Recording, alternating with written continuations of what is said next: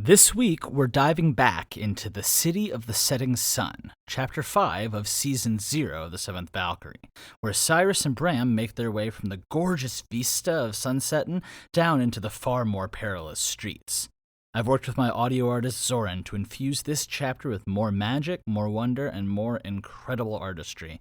And along the way, we're taking a look back at the Seventh Valkyrie journey as we make our way towards Season 3. Welcome to the Seventh Valkyrie Listen Along. Let's rock and roll.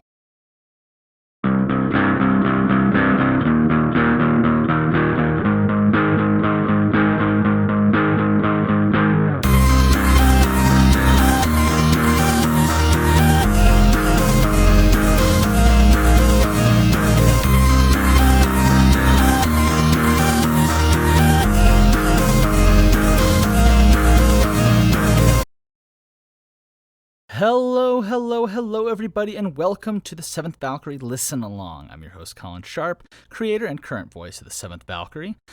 If you're a new listener coming through the series for the first time, welcome. Good to have you. And if you are a grizzled hero of Edera, it's great to have you back. Spoiler warning, still. In all of these, I'm talking about all the chapters leading up to it. And we're still early. This is still Chapter 5, but just wanted to give you guys any way to stay in the habit. And let's get into the first segment, which is Inside the Episode, where we break down a little bit of the play-by-play. So Cyrus are on their way to Sunsetton, but Bram brings up some problems at the gate. What with Cyrus's attire and his features and all. He's golden-haired, golden-eyed, with rather fair skin, which is different from the green-eyed, tan complexion of Bram and the other Ederans. And despite Bram's best efforts, Cyrus is spotted, leading to a very tense interaction at the gates, which is only diffused due to Bram's long history with another guardsman, Danny.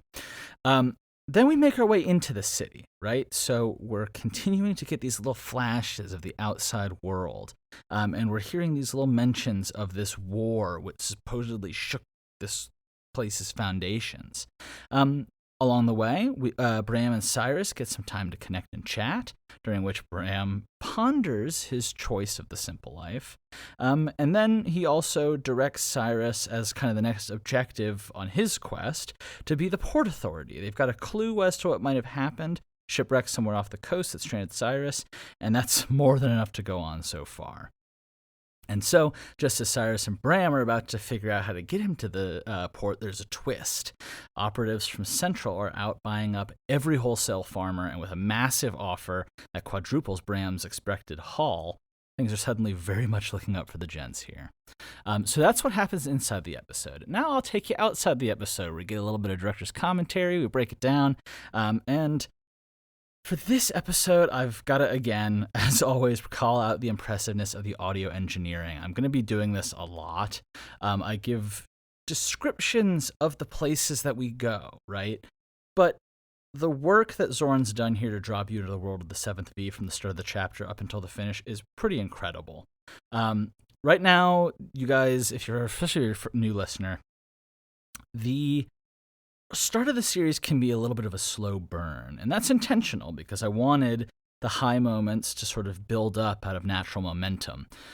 But in the previous versions of these episodes, if you weren't really engaged with what was happening and actively sort of imagining the things moving around, I could see some of the early episodes taking a bit of an effort to get through, especially if you were on a second listen, like many of us. But now, all the little details that bring Sunsetton to life, on top of the descriptions and the way that Cyrus is telling the story, that it just makes all the difference.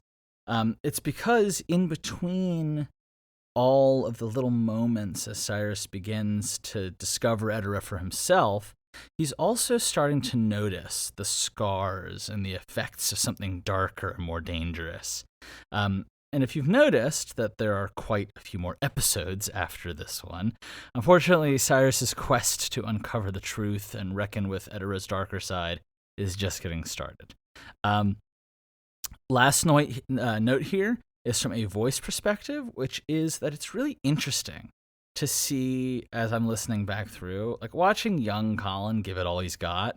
And I can also actually see some of the effects of how I was producing and how it changed the nature of these first 2 seasons. And that's an interesting artifact. When I was doing stuff back then, I was writing, producing, voice acting, sound mixing, and editing all at the same time. And I think particularly in the conversation that happens at the gate between Rand and Annie and Cyrus and all the other things, there might have been a little bit more room for more distinct voices to really set the characters apart. And that's something that'll definitely pop as we one day get to a full voice cast. But for now, that is kind of my last note for this episode. So if you're itching to get ahead, you are not alone, and you can do that one of 2 ways. First, you can listen to the episodes right now as they were released today for free, all the way season 0 through to 2. Or if you would like to experience the full magic of the series, you can join us on a Patreon as a hero of Edera and get exclusive access to season 0 and season 1 reimagining weeks before they hit the public. Choice is yours. You could also just wait and listen along with us on the public feed. We're just glad to have you along for the ride as we kind of walk down memory lane and make our way towards season 3. Cheers, guys. Have a good one.